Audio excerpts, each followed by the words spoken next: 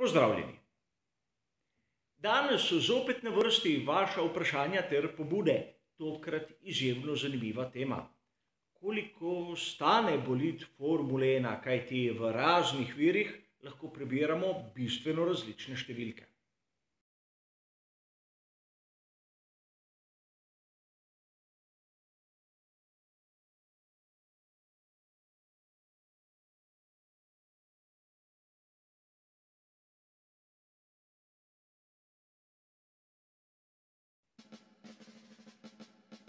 Marsikdo izmed vas je opazil, da so stroški trka Maxa Verstappena v Silverstonu bliskovito poskočili. In ta razlika je zmotila nekoga izmed vas, ki je vprašal legitimno, koliko pa stane bolid Formule 1. Na začetku smo lahko prebirali v raznih virih, da je Helmut Marko ocenil tisti trk na 750.000 evrov škode. Sedaj lahko prebiramo čez samo nekaj dni, da je ta cena vrtoglavo poskočila na 1.300.000 funtov ali približno, če sem prav zaračunal, zaokroženo seveda, 1.800.000 evrov. Kar naenkrat se je prikradel v enačbo dober 1 milijon evrov in nekoga, ki je malce bolj natančno prebiral, zanima, od kje bo. Sam nisem zagovornik takih pavšalnih ocen. V svetovnem spletu lahko prebiramo razne puhlice, ki pravijo, da na primer prednji aerodinamični stabilizator z glavnim in pomožnimi profili stane $500.000 evrov, ukolikor pride do trka. Od kje ta številka ni znano. Gre za neko oceno, kjer ne vemo, katera ekipa je bila vzeta v precep. Mislim, da se lahko vsi strinjamo, da prednji stabilizator pri ekipi Haas še zdaleč ni tako drag kot na primer pri tovarniški ekipi Mercedes. Je to neka pavšalna ocena, neko povprečje, ni nam dano vedeti. Zato se sam najraje izognim vsem tem malce za lase privlečenim ocenam, a vseeno imamo odlično izhodišče, da si pogledamo, kako je stanje v letošnji sezoni in kako lahko razumemo te številke, ki nam jih mnogi pripovedujejo. Najprej, treba je vzeti v obzir še nekaj, da ta trk Maxa Verstappena ni edini v letošnji sezoni, kjer smo imeli neko oceno stroškov. Smo namreč pozabili na trk, ki ga je doživel Valtteri Bottas na veliki nagradi Emilie Romagna. Tudi tam je bila večina bolida za odpis, a ocenjeni stroški po tistem, kar smo lahko prebrali, 1.300.000 evrov. $500.000 milijona razlike težko opravičim med tistim, kar smo videli v Silverstonu in tistim, kar smo videli v Imoli. Mnogi boste dejali, gre tudi za pogonski sklop. Pogonski sklop je na leasing. Tudi tovarniška ekipa Mercedes plačuje dobavitelju, da dobi na razpolago enote čez celotno sezono in na to pri Mercedesu samo uradno jih tudi vrne dobavitelju. Torej, to zagotovo ne moremo šteti v stroške. Podobna zgodba je na primer s pnevmatikami, kjer ni zavedeno, da je bila določena pnevmatika sploščena, ker jo je voznik prekomerno obrabil pri obračanju na progi ali samo izrabljena. Vsak voznik jih ima 13 za suho progo na razpolago v vikendu, sedaj ali jih porabi ali ne, je vse odvisno od njega. Na koncu ekipa plača isto pristojbino. Sedaj se bomo ustavili malce pri nekem idealnem delu bolida Formule 1. Pred sabo imam del, tisti bočni usmernik, sicer Formule 3, ki je sestavljen iz kompozitnih materialov, ogljikovih vlaken, kevlarja in recimo polnilnih pen. A strošek izdelave tega dela lahko razdelimo najmanj na 3 faktorje. Prvič, material in energija, ki je bila potrebna, da so del praktično naredili.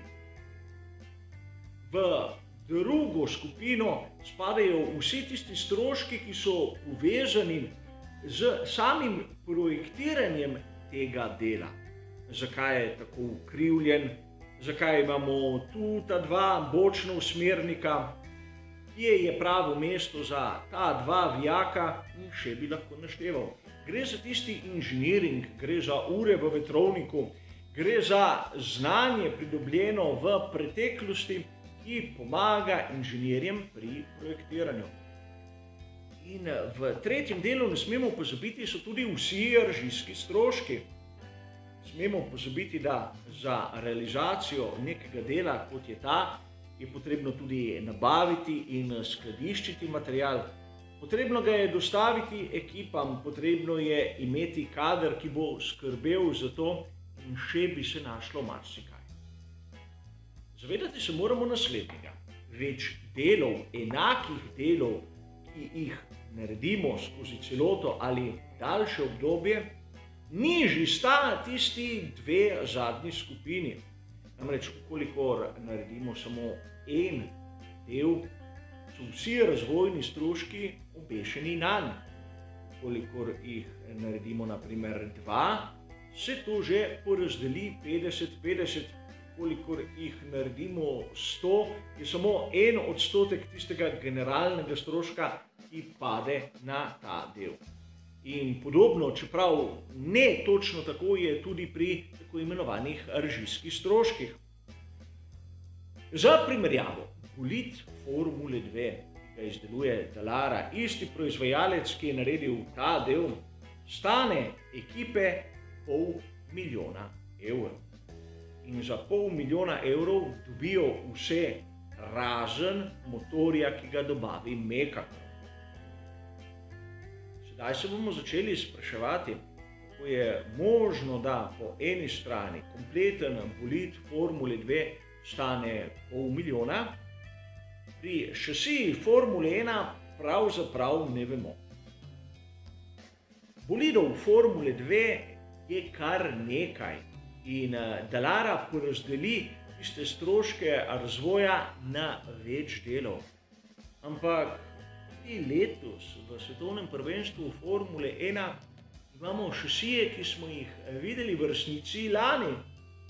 Pri Mercedesu uporabljajo tiste z oznako W11 in ko sta Valtteri Bottas in Lewis Hamilton zamenjala šasiji, prišlo v javnost, da sta bili to šasiji 5 ter 6.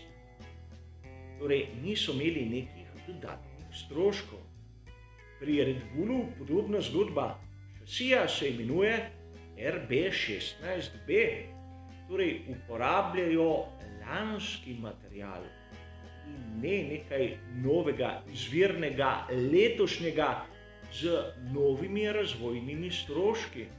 Tudi material, sama šasija je bila lahko izdelana lani. Torej, odkot tisti $1,000,000 evrov, ki se je prikradel kar tako v njihove zahteve, ostaja še zmeraj skrivnost. Ko prebiramo razne članke, ki nam pavšalno pravijo neke cene, moramo biti izjemno previdni. Še posebej, če avtorji izjav navajajo, kakšne težave bodo imeli sedaj z omejitvijo proračuna, ker se je zgodila taka ali drugačna nesreča. Dobro nam je znano, da ekipe Formule 1 lahko v eni sezoni porabijo $145 milijonov, kolikor ima sezona 21 dirk. Pa če vzamemo malce neko povprečno ceno, bomo dobili, da ukolikor se totalno uniči bolid, bi to lahko predstavljalo pavšalno, če zaokrožimo navzgor, je 1% do 1,5% totalnega proračuna. Torej, dvomim, da ekipe Formule 1 imajo tako porazdeljene stroške, da jim sprememba odstotka ali odstotka in pol povzroča preglavice. Lepo se sliši take številke v raznih člankih in mnogi navdušenci z veseljem prebirajo razne novice, ki navajajo tako visoke, ampak videli smo tudi malce neresnične številke.